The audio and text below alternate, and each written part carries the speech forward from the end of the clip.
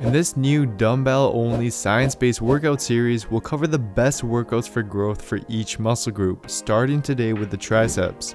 Now, although with just dumbbells your exercise selection does become more limited, this does not mean that your gains will have to suffer as a result. Because by picking the right exercises and performing them in the right way, you can build muscle just as effectively as you could with anything else. But to start, let's first briefly cover the triceps muscle anatomy and what exactly this means for your training. The triceps is a large muscle of the upper arm, making up most of the mass of the arm, with its primary role being to extend the elbow. And it's composed of three distinct heads. The long head, which is the largest of the three and located towards the back of the arm, the lateral head, which is located further on the outside of the arm, and the medial head, which is the smallest of the three heads, meaning that when training your triceps, you'll want to choose triceps exercises that enable you to adequately hit all three heads, as this will provide better growth and symmetry in your arms over time. And in this workout, I'll show you exactly how to do just that. The first movement of this workout is going to be the close grip dumbbell press, and is going to work the whole triceps muscle, but with most of the emphasis on the lateral and medial heads, as well as some involvement from the chest. And this exercise was chosen for a couple reasons. First of all, it's vital that we start out this workout with an exercise that can be loaded with heavy weight, since we know based on multiple muscle fiber composition studies that the triceps are typically type 2 dominant, which are theorized to best respond to heavier loads, thus making this exercise an ideal option to accomplish that, since it's a safe and convenient exercise to go heavy with. In addition, we know based on EMG analysis done on the barbell bench press that moving the hands closer together shifts more of the tension to the triceps as a result. We can easily apply that same concept with dumbbells instead by using a close grip press where the elbows remain tucked close to the body as shown here, rather than the traditional wider grip dumbbell press.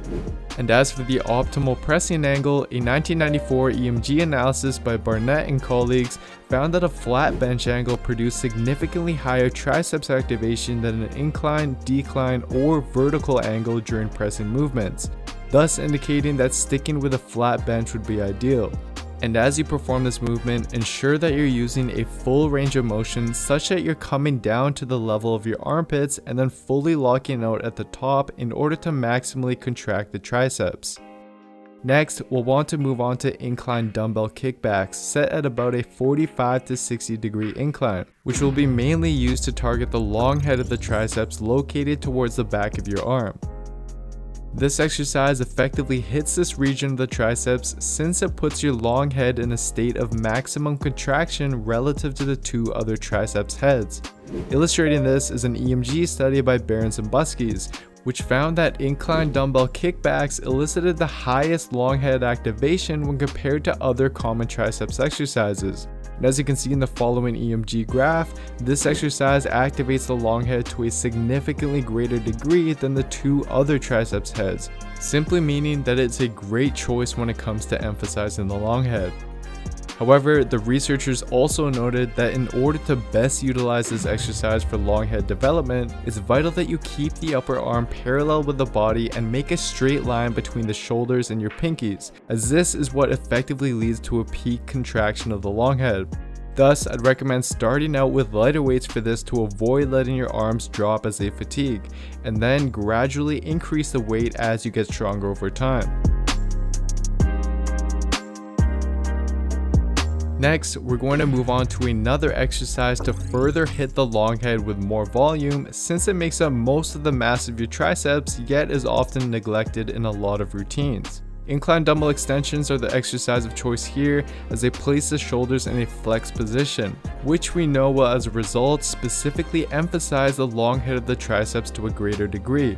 And doing these on an incline set to roughly 45 degrees enables you to provide an even greater stretch to the long head, since you can now achieve even more shoulder flexion when compared to a flat bench angle. However, as I've stated in the past with this exercise, when performing this movement, you'll want to refrain from starting and ending each rep with your arms directly overhead, since at the top position there's virtually no tension placed on the triceps. So instead, move the arms back slightly, lock them here, and then proceed to perform your reps, as this will now provide tension to the long head of the triceps throughout the whole range of motion, leading to better triceps growth in the long run.